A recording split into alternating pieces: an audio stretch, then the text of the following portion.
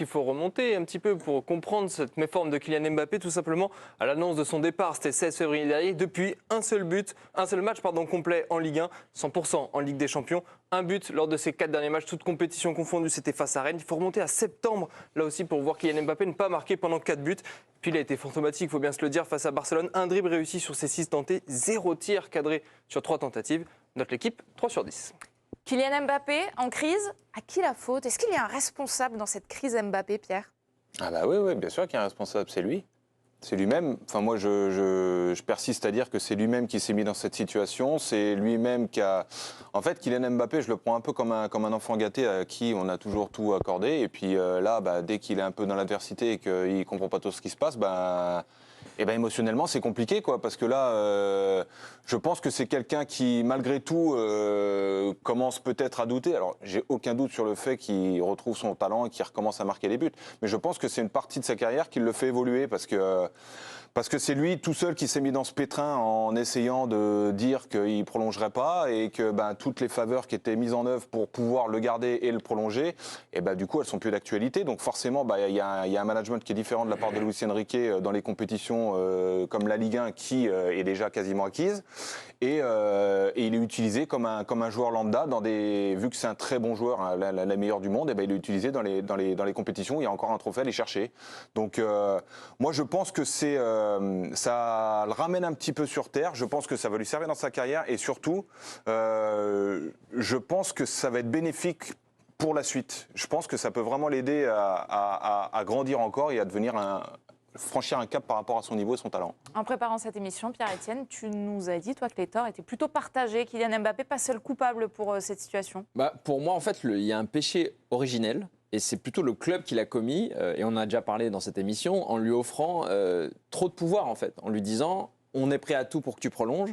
Et après, il s'est retrouvé dans une situation où il a trop de pouvoir pour un joueur, en fait. Et ça, je me souviens d'une interview où Zlatan l'avait dit sur Canal, il avait dit « aucun joueur n'est plus grand que le club ». Et donc, en fait, c'est, selon moi, à la base, le club qui lui a donné trop d'importance. On sait que Campos, il a été recruté parce qu'il est proche de la famille. On sait qu'il y a certains joueurs qui ont été recrutés en partie parce que ils étaient proches de Kylian. Donc, à partir de cette situation-là... Et d'autres membres du club. Et d'autres membres du club aussi, peut-être, oui, dans différents secteurs.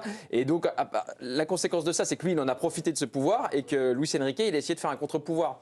Donc, effectivement, il a ses torts, mais je trouve qu'à la base, c'était une idée stupide, en fait, de le mettre vraiment à ce point au centre du projet et de lui donner tant de pouvoir. Et je me souviens d'ailleurs qu'il y avait des proches de Neymar qui disaient à l'époque qu'ils n'avaient jamais vu ça, que même Messi à Barcelone n'avait jamais bénéficié de telles prérogatives. Donc, je pense qu'à la base... Oui. Il y a une grosse erreur qui a été commise, selon moi, pour le club, de le garder à tout prix, quoi. Et ce qui nous a inspiré ce débat, forcément, Greg, c'est les déclarations des derniers jours des experts du football. Oui, notamment Sabri Lamouchi, qui lui en veut clairement à Luis Enrique. C'était aujourd'hui dans l'équipe.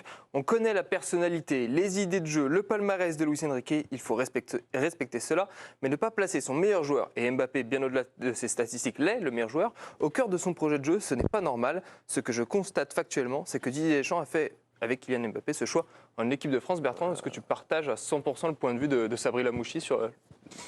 Non, je pense que c'est pas lui rendre service à Mbappé de l'exonérer de ses torts. Je suis d'accord que Luis Enrique est loin de tout réussir avec lui. Je pense qu'il ne l'a pas mis dans les meilleures conditions. Mais on ne peut pas avoir dit depuis que Mbappé a émergé à Monaco que c'était un champion, un athlète qui avait vocation à marquer l'histoire du sport, qu'il était insubmersible et l'exonérer de ses torts à la première contrariété venue. Donc s'il est aussi fort qu'on le dit depuis qu'il a commencé sa carrière, on ne peut pas justifier décemment que toutes les contre-performances qui sont les siennes depuis plusieurs semaines, ou mois, même si on va un peu plus loin, sont de la faute de l'entraîneur, qui peut-être l'utilise pas très bien, mais ça ne peut pas être l'explication. Moi, j'ai envie de le placer face à ses responsabilités. S'il est touché, affecté par le fait qu'il a annoncé son départ, c'est de sa faute, c'est-à-dire que personne ne l'a forcé à le faire. Donc c'est sa responsabilité et c'est la responsabilité de ceux qui le conseillent.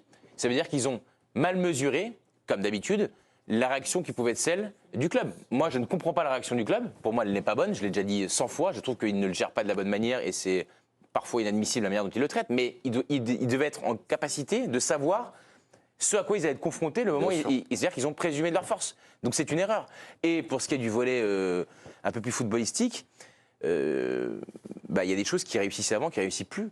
Et donc ça, c'est de sa faute. Et à un moment donné, il va falloir qu'il y ait une remise en question. Et je pense que c'est pas lui rendre service que de dire à chaque fois, c'est le meilleur joueur du monde, c'est le meilleur joueur du monde, c'est le meilleur joueur du monde.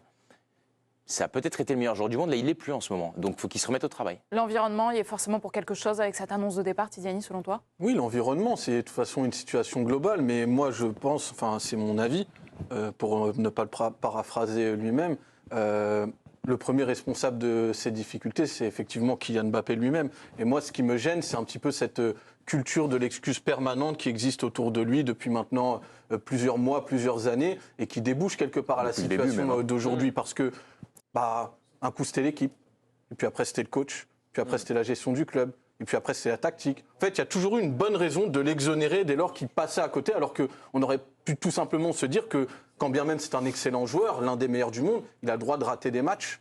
Donc l'exigence, elle existe autour de Kylian Mbappé, mais le premier à être exigeant avec lui, c'est lui-même. Et puis, il y a aussi le fait qu'aujourd'hui, il est face à une situation qui est inédite, parce qu'il est en difficulté, et tu te rends compte que dans ce moment où il pourrait, où il devrait justement se remettre en question, c'est quelque chose presque qu'il découvre. Mais Peut-être évidemment, je suis qu'il le complètement fait en d'accord. privé parce que c'est un joueur qui a une extrême C'est pour ça exigence. que c'est un axe de progression. Mais quand en conférence de presse, les journalistes lui demandent s'il est en difficulté en ce moment et qu'il rétorque vous trouvez que j'ai l'air perturbé? Je trouve que c'est très parlant en fait sur le fait qu'il ne puisse pas être contesté parce qu'on lui a systématiquement trouvé des excuses, que ce soit, comme je l'ai dit, dans les médias ou même sur ce que son entourage a laissé parfois filtrer. Tidiane, tu évoquais notamment des difficultés, en tout cas à briller, ne serait-ce que dans les chiffres, à marquer, à être passeur décisif.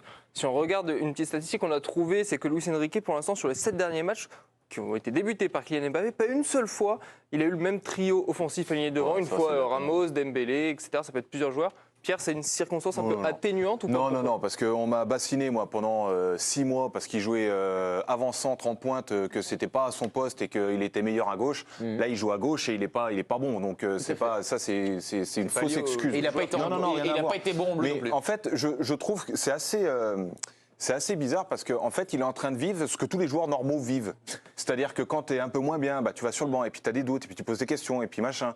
Et là, en fait, quand je vois son visage, là, vous avez passé 2-3 illustrations des moments où il sortait, on voit qu'il se questionne, en fait. Il se demande ce qui se passe là, il ne comprend pas ce qui est en train de se passer, il n'a jamais vécu ça dans sa vie. Donc là, en fait, il est en pleine... moi, je pense vraiment qu'il est en train de franchir un cap avec le coaching de Luis Enrique parce qu'il est en train de vivre ce que tous les joueurs de foot vivent, le doute. Oui, pour ça, il faut qu'il réagisse positivement. Mais bien sûr, Pierre, c'est parce pour ça que sinon, mais bien sûr, il n'avancera pas. Ce que tu expliquais sur le fait que l'entourage dise tout le temps que c'est de la faute des autres, je suis entièrement d'accord avec toi sur le fait que remets-toi au travail, regarde là ce que tu fais, fais-lui visionner ses matchs. Il est horrible. Je veux dire, c'est aussi clair que ça. Si lui n'a pas la présence d'esprit de dire là je suis pas bon, c'est moi le problème, il progressera jamais. On marque une pause et à notre retour de